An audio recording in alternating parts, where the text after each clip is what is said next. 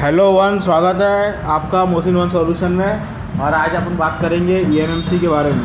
तो ये जो आपको दिख रहा है होस्ट, इसका मतलब होता है सीपीयू, जो कि हमारी ईएमएमसी से जुड़ा होता है। और यहाँ पर जो पावर आईसी आपको दिख रही है वो ईएमएमसी और पावर आईसी के बीच में जो दो सप्लाई आपको दिख रही है, एक 1.8 और 2.8। तो वीसीसी में 3 पॉइंट तक के भी जा सकता है सप्लाई, 3 पॉइंट से ऊपर भी जा सकता है।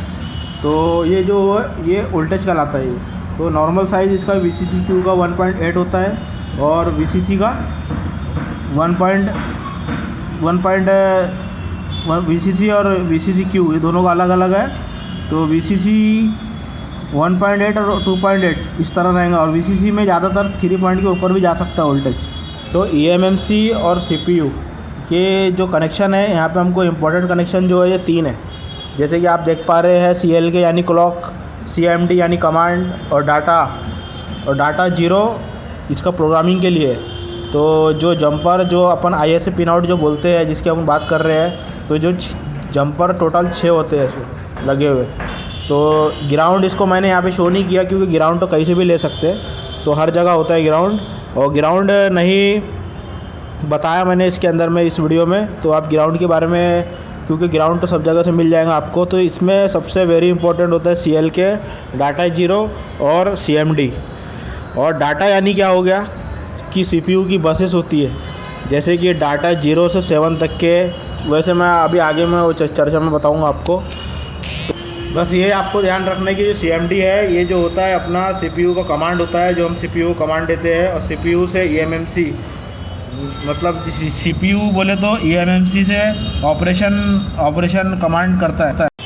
अब EMMC की बात करें अगर, तो EMMC जिसको रीड करना आता है तो वो आसानी से समझ जाएगा कि मैं यानी कि किस तरह से EMMC के अंदर में कनेक्टिविटी होती है।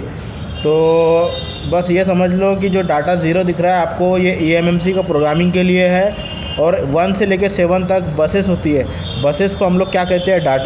डाटा यानी 0 से 7 तक के जो बसेस होती है वो CPU से RAM तक जाती है। जैसे लैपटॉप हमारा, डेस्कटॉप हमारा होता है, तो उसमें CPU से RAM तक जो ट्रैक होती है उसको ही हम बस कहते हैं। तो उसी तरह मोबाइल के अंदर में वैसे ही CPU EMMC के बीच में जो ट्रैक जा रही है वो डाटा कनेक्टिविटी होती है, वो यानी वो बसेस कहलाती है। तो VCC, CMD, डाटा, तो CMD के लिए कमांड डाटा ट्रांसमिशन हो गया, और VCC के लिए 2 से लेकर 10 तक के जो पॉइंट है वो हो गया। और VCC-Q, ये भी, इसमें भी 2 पॉइंट भी हो सकते हैं, 4 हो सकते हैं, 6 हो सकते हैं, 10 तक के होता है इसका वोल्टेज पॉइंट। तो जो पॉइंट है वो एक ही होता है, बट कनेक्टिविटी के लिए बनाया गया है। तो IC को हम जो जंपर करते हैं या कनेक्टिविटी बोलो, तो इसमें एक पॉइंट भी अगर मिल गया अपने को वोल्टेज के लिए, जैसे VCC-Q नहीं, VCC मिल गया, तो वोल्टेज का काम हमारा बन जाता है।